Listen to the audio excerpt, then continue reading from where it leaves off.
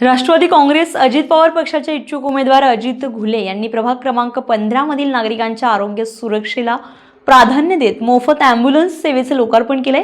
आपत्कालीन प्रसंगी नागरिकांना वेळेवर आणि तात्काळ वैद्यकीय मदत मिळावी या उद्देशाने ही सेवा सुरू करण्यात आली आहे। प्रभागातील नागरिकांच्या सुरक्षेच्या दृष्टीने अजित आबा घुले नेहमीच तत्पर असतात। अनेक सामाजिक उपक्रम प्रभागात राबवण्याचे काम ते करतात।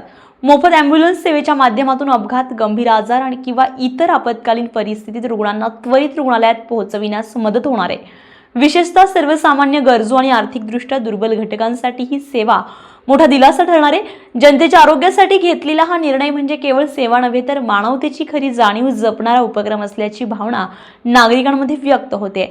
या उपक्रमाबद्दल परिसरातील नागरिकांनी समाधान व्यक्त करत राष्ट्रवादी काँग्रेस अजित पवार पक्षाचे इच्छुक उमेदवार अजित आबा घुले यांचं कौतुक केलंय।